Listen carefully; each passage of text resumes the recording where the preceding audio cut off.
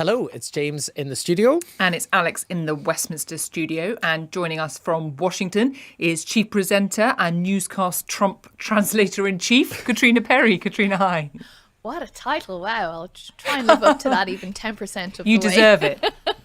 Yeah, well, let's do it. The first thing to translate is Donald Trump's interview with CBS, where he said the war was very, very complete, pretty much. So let's translate that. What do you think? Well, I mean, as much as you can. What do you think he meant?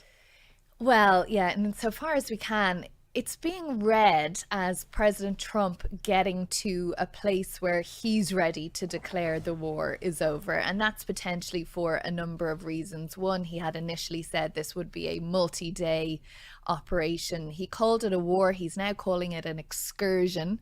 For the studiers of language, the change in wording there, it's quite interesting. And also we're seeing this huge impact on oil prices, which is giving a lot of people a great sense of nervousness. That's trickling down to the American people. That's never a good thing when your voters are upset. But of course, it's not open to President Trump to just unilaterally declare that this war is complete, that it's over.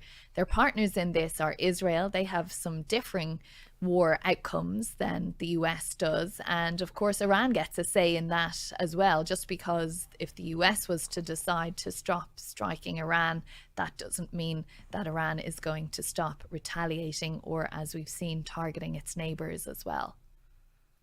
I mean, there's a whole load to unpick in terms of the actual content of what President Trump said. But it was this sort of series of comments that he gave, one after the other, through a period of a couple of hours on Monday evening. The first one being, I think I'm right in saying, Katrina, a phone call where he did this thing that he started to do increasingly, which is just like pick up the phone to a journalist when he wants to get some sort of message out, which, I mean, is that an entirely new thing? Is that a sort of, have you ever had a phone call from President Trump? Like, what's going on with that? It's really interesting, isn't it? Because usually American presidents are so inaccessible. You've got to go down to the White House, get into the briefing room if they're there, hope that you get a question or you get to shout at them as they're getting on and off Air Force One, or they're in the Oval Office with the world leader. Usually that would only be reporters there for a couple of minutes. But we've seen President Trump be the most accessible president to a group of journalists, to reporters that we've ever seen. And the statistics are there to back that up. And what he started doing in the last few months is sometimes he calls reporters, but most of the time it's the main anchor networks here, the big sort of celebrity superstar TV news presenters here and chief White House correspondents, just calling the president themselves. He's given them all his phone number and he actually answers the phone, and then on occasion he calls them, and he tends to ring a few people on a day. You know, he's kind of sharing the love. He doesn't give just one scoop to any one outlet, but it's quite extraordinary. And you know, it's tremendous access for those who get the phone calls, of course, but there are questions there about doing it the old-fashioned way, which was calling a press conference, or in this case when you're talking about starting or ending a war, having a sort of sit-down live address to the nation. But it's a very curious way of doing business. But of course, President Trump, master communicator, master marketeer, and he's looking for methods that get his messages right out there into the public domain straight away. And not just calling journalists, but addressing Republican lawmakers to try to get his message out, and also holding a news conference. And let's have a bit of a listen at what he said there. It's the beginning of building a new country, but they have no Navy, they have no Air Force, they have no anti-aircraft equipment. It's all been blown up. They have no radar, they have no telecommunications, and they have no leadership. It's all gone. So, you know, you could look at that statement. We could call it a tremendous success right now as we leave here. I could call it, or we could go further, and we're going to go further. I mean, even in that one clip, we could do this or we could do that. I mean, to be fair to Donald Trump, Katrina, one of the things that he has said, or people have said on his behalf repeatedly, is it is strategically not necessarily very useful or clever to telegraph your next move to your opponent. And so are we perhaps just seeing Donald Trump do what he often does, which is just try to confuse people? Yeah, that's exactly it. I mean, it's not just President Trump, it's the same of leaders in any country. If you're engaged in any kind of war or attack or defensive action, you're not going to tell the media or the people in your country exactly what you're going to do before you do it. You lose your strategic advantage. I think why we see all these different sort of comments from President Trump is because of what we were just talking about, the level of accessibility, the amount of times that he has been in front of cameras talking to journalists in the last, what are we at now, 10, 11 days since this war began, means that he's constantly being asked for an update and he feels he has to give one, but within those confines of not actually saying anything, which is, the art of the communication in this realm.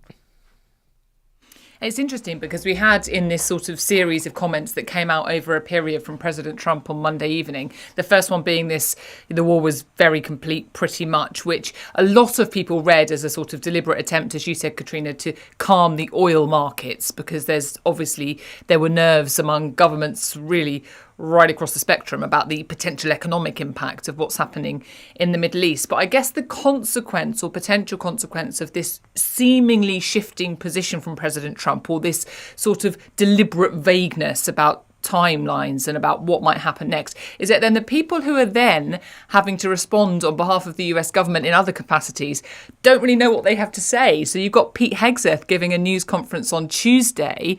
He is the Secretary of State for Defence, or as he likes to call himself the Secretary of State for War.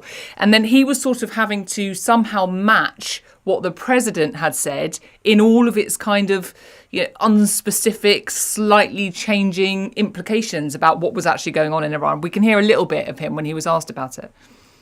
We are winning with an overwhelming and unrelenting focus on our objectives, which are the same as the day I gave my first briefing here on Operation Epic Fury. They're straightforward, and we are executing them with ruthless precision. One, destroy their missile stockpiles, their missile launchers, and their defense industrial base. Missiles and their ability to make them.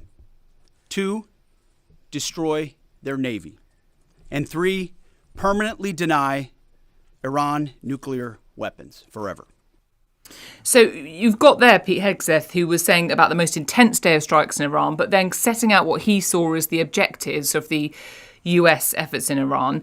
Have they changed much? Is he right to say that he's been consistent about it? Because, of course, from President Trump, we heard him sort of flirting with the notion of regime change initially, as well as talking about the nuclear program and ballistic missiles and the like. Yeah, in those first few videos that we heard from President Trump in the first kind of 36 hours after these strikes began, he was talking about the people of Iran rising up, seizing back their country. He said something along the lines of, "You'll never have a better chance than you have now." But since then, it really has been quite consistent in terms of these 4 points that you heard Pete Hegseth outlining there. We've heard them from him a few times. We've heard them from the president a few times. We've heard them from the Secretary of State, Marco Rubio, a few times. And there hasn't been really much of a reference or any of a reference to the people of Iran. On the issue of regime change, we did hear President Trump saying on Monday that the Ayatollah's son, who's been put in place now, Mojtaba Khamenei, that he wasn't a good guy. He wasn't going to be there for very long. He didn't think he was the right leader. But he has said in the past few days that the person or people that he thought could be good leaders had all been killed in these strikes. Where we do see differences, though, is between the US and Israel. When Pete Hegseth and Donald Trump are talking about, this being nearly over and they're kind of going to go in super heavy before it ends. When you look at Israel, their stated war aims are about ending the regime, about completely putting Iran in a place where the regime has no power at all. And that's not what we're seeing now, and that's not what we're hearing from President Trump. And it was really interesting to see actually Senator Lindsey Graham, who is a good ally of President Trump. They've had their ups and downs over the years, but they're firm friends at this point. But Senator Graham told reporters this morning, there's no way you can say you've won the war with an Ayatollah in charge. There cannot be a successful outcome, an epic fury, using the operation name, code name here, if people like that are still in charge. So he is now in direct conflict with what the president is saying if indeed he's leading up to this place where he's about to declare the war being over from the point of view of the US, at least. And so, having made the case for Donald Trump's changing language, saying that maybe that's calculated and deliberate, I suppose the counter argument is that over the past decade or so, geopolitics has involved an awful lot of retrofitting strategic aims onto Donald Trump's whims, by the media, by Donald Trump's colleagues, by supporters, by opponents, i.e. he does say different things. One day he says one thing, the next day he says another, and then everyone scrambles around trying to interpret. But maybe sometimes the obvious is the true thing, which is he's just not sure what he thinks himself, and he sometimes changes his mind and changes it often. I mean, there are a whole pile of people making a living out of trying to decode President Trump, what he says at the time and what he meant to say and what he intended to say. And I'm sure we'll see PhDs in this for the next few decades. And the fact of the matter, I suppose, is we can only go on what the president says on any given day. And we can only go on the actions that we see on any given day. And the actions that we're seeing today and for the last few days are this heavy bombardment of Iran by the US and by Israel. And we're not seeing at this point anyway any sense of downscaling the infrastructure that the US military has out there, personnel being removed or anything like that. So until we see that happening, the US is still very firmly in this war in Iran, even if the president wants to call it an excursion now.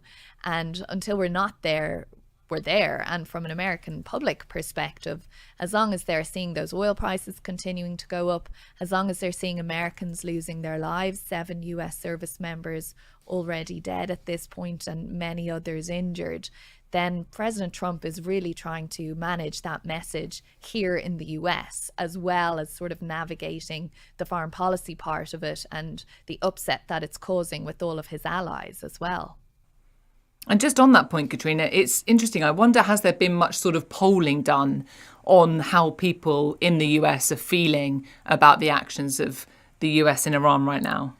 We've had quite a few polls, actually. Now, I will just put the health disclaimer in there that a lot of these, the sample sizes are just about 1,000 people, which, is mathematically correct for polling. But when you're talking about a country this size, you have to be careful not to read too much into these polls. But almost universally, the polls show that the American public are firmly against this war. It splits a bit along party lines. You get huge percentages of Democrats are against the war, in the 80s and 90s, a bit lower than that when you're talking about Republicans, more like 60-70%. But, all of the polls showing that Americans are not in favor of this. And interestingly, there was one poll in CBS News which said that 62% of the American public of all political persuasions felt that the president had not explained to them well enough or at all just what the objective was in launching these strikes on Iran.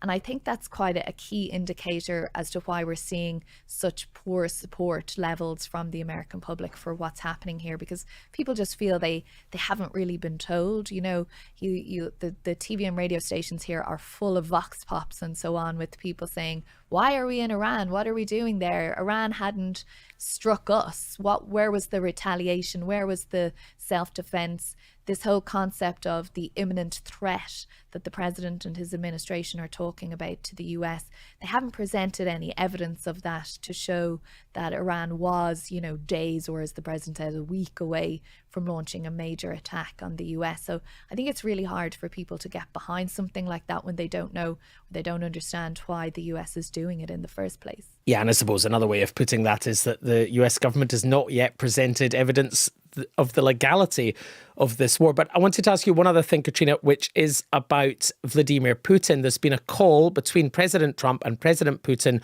of Russia. And afterwards, Mr. Trump said that the US was considering easing oil-related sanctions. What do we know about that call? Yeah, this is something that has really inflamed a lot of people here in the US, particularly those who are very much against this war effort, is that President Trump has been speaking to President Putin while there is reporting that Russia has been sharing intelligence with Iran as to the location of some of the US military assets and US military movements, in other words, helping America's stated enemy in this war. So a lot of anger about that. And this conversation that President Trump had with President Putin, you know, saying it was going well and so on, all the while the talks that were due to be held, these sort of three-way independent talks with the US, Ukraine and Russia for next week. President Zelensky has said those talks are off now. So obviously that's of grave concern to Ukraine, that their situation is being put back. And on the lifting of sanctions that you mentioned there, James, as well, I mean, this is also just driving people crazy here, Republicans and Democrats, that they feel Russia is being somehow rewarded. The president spoke in that speech that he made at that press conference that he gave at Mar-a-Lago on Monday about lifting some sanctions on some countries. Didn't name any, but we have already seen from the Treasury Secretary Scott Bessent that there were sanctions on India, if you remember, to stop it buying Russian oil. Well, they've lifted that for 30 days to allow India to buy Russian oil. And the concern here is that that's just the opening of a door to sort of welcoming Russia back into the international table, and it's going in the completely opposite direction to everything that we're seeing from the Europeans in terms of trying to shut down Russia and really cut off its revenue flows from oil. So many aspects and potential consequences of this. Katrina, thank you so much for being our Trump translator. Talk soon, guys. Alex, that idea of prime ministers or presidents just phoning you, I mean, it's like gold, isn't it? If you're a journalist, we all want that to happen. Yeah, I have to say it's never happened to me. Neither Keir Starmer nor any other prime minister has called me directly to give me some quotes, but I wouldn't say no if they wanted to. No. I think that what's probably more familiar in the Westminster system is that you get their kind of head of comms on the phone. Now that can happen quite regularly, not least when they want to complain about something that you've done or said. I mean, that's sort of a little bit more the norm in the kind of system here, is that it's sort of the comms chiefs that will get on the blower to journalists, and this is of all parties. Yeah. To complain or correct or argue or push or do whatever else. That's a much more regular interaction than the kind of top dog themselves. It is, but there's definitely a thing, isn't there? I mean, without going into opening our contacts books, there's definitely a thing where you have all sorts of people's numbers and you have all sorts of conversations with all sorts of people, but that does tend to shift dramatically when they become actually in charge. Yeah. If you're lucky enough for them to be your call. I mean, first of all, I'm pretty sure they changed the numbers at that point. Well, I think some do, but do you remember that Boris Johnson famously didn't? Yeah. And then his mobile number got kind of published and then he had to change it because a lot of people realised he had the same number that they probably had stored in their phones. But I think a lot of them probably do change their number when they get into Downing Street or wherever else it might be. But I guess a good lesson is keep your contacts book up to date because you never know when that number might come in handy. Yes. So one thing that you might have heard quite a lot about in the last week or so is the Strait of Hormuz. Even on Monday, President Trump was writing on his Truth social media account all about this. I'll read you a couple of lines of what he said. He said, if Iran does anything that stops the flow of oil within the Strait of Hormuz, they will be hit by the United States of America, capitals 20 times harder than they have been hit thus far. And then he goes on to say other things. But there's been such a lot of focus on this particular stretch of water, the Strait of Hormuz. Yes, and the question is why? Why is that so important? And why does so much oil flow through that one bit of water that next to Iran? And to answer those questions is Michelle V.C. Bachmann, who is Senior Maritime Intelligence Analyst at Windward and an expert on all things shipping and trade. Hello, Michelle. Hello, how are you? Very well. Thank you for joining us. You can help us understand what is going on here. I mean, Michelle, we've heard so much about the Straits of Hormuz, but I just wonder, before we get into a little bit of detail about exactly what's happened and all of the implications of that, if we can kind of just take it back to basics and explain kind of why this has become so significant in this war. First off, I guess, just the geography. Where is the Straits of Hormuz and why has that become so key? Well, this is a key narrow choke point through which 20% of the world's oil and gas goes through, 20% of the world's fertilizers, significant container trade throughput as well. But importantly, there's not really any alternative route there's some pipelines, and Saudi Arabia are now sending some of their oil to the Red Sea, and I think there's another pipeline in the UAE. But really, this is the only way out. And so, as we're seeing now, the closure has the potential for an economic inflation-inducing shock equivalent to what we saw of the oil price shock of the 70s. And I can't underestimate how critical it is that that ships be allowed to transit. And of course, I think we're at 13 tankers have been attacked, and the maritime security area threat still rated critical by navies and by marine insurers. Nothing's going through. Nothing at all, or are some people making a dash for it, going dark, as it were, turning off their transponder and trying to make a dash through? Well, there's an average of about 138 transits daily. So we're talking about a handful now. And yes, there have been some tankers making a way through. So there have been some Iranian-linked tankers go through dark. But, in the overall scheme of things, they always have done that. But there has been one really audacious transit so far, and that was an Greek-owned Suezmax tanker, which was laden with 1 million barrels of crude, that it was loaded at Saudi Arabia. And that tanker went dark between March 4, March 9, sailed through, and only yesterday did news of that emerge, because it was about 100 nautical miles away from India, and then it turned on its AIS, and so then we realised what it had done. And so I think now there are questions, under what circumstances are marine insurers allowing these transits? Why are a handful of owners prepared to take the risk when hundreds aren't? And, is this about a swashbuckling, if I don't take the risk and make the money, someone else will attitude? Or is there a genuine way out? The world is really watching right now. I mean, it is because you've already said it, because we know about the volume of oil that passes through, the quantity of ships that pass through this, because this is such a key strategic shipping route, right? I mean, I'm just sort of in my mind just picturing where it is. So you've got the Persian Gulf, which is surrounded by a lot of the big oil and gas producing Gulf states. So you've got like Saudi Arabia, UAE, Iran on the other side. And then the Strait of Hormuz is this narrow kind of strip that comes out from the Persian Gulf, then into the wider kind of oceans and the other big shipping routes. So it is absolutely crucial, that particular bit of water, to getting all of these supplies through, right? Yeah, absolutely. And at the moment, the maritime security threat is critical. And a lot of these vessels, marine insurance is a key impediment at the moment. So typically before the war broke out, to load a very large crude carrier, that's about 2 million barrels of oil, the going rate from there to China was about $80,000 a day, and that was considered a really strong rate. And we're seeing reports of fixtures being done for $770,000 a day. And that obviously reflects the massive cost of insurance and the huge risk associated with chartering a tanker in the area. And we've just been chatting about Donald Trump, trying to decode Donald Trump and his various comments. One of the things he's been saying is telling ship owners to show some guts by sailing through. What do you think the industry makes of that? Well, the industry, if they deemed it was safe, they would go through. And I think only this morning, the Joint Maritime Operations Centre had advice about the area that seemed to contradict that.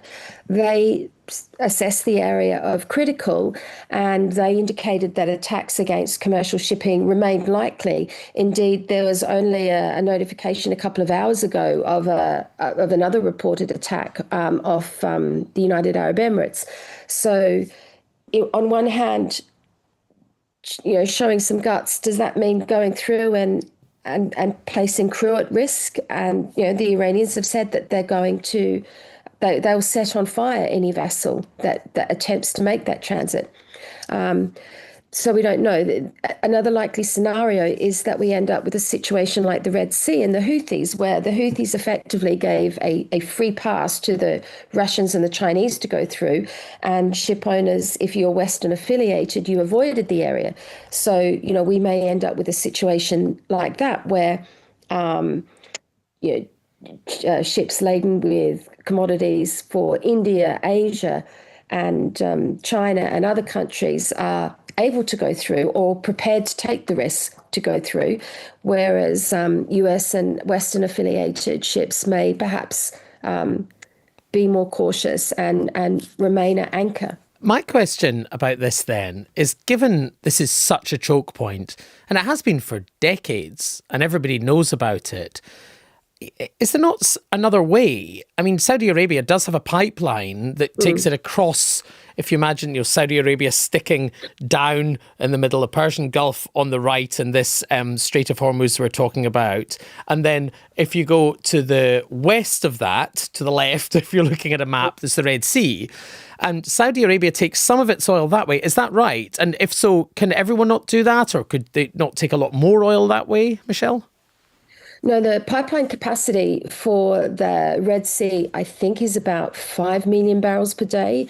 And that, of course, is, well short of what Saudi Arabia export and can pump. And the problem now is that these countries are starting to curtail their production, which makes it even harder for them to restart if and when the Hormuz reopens. So there's a lot of, it's like a lot of chain reactions the longer the Hormuz remains shut. And of course, this is, unprecedented.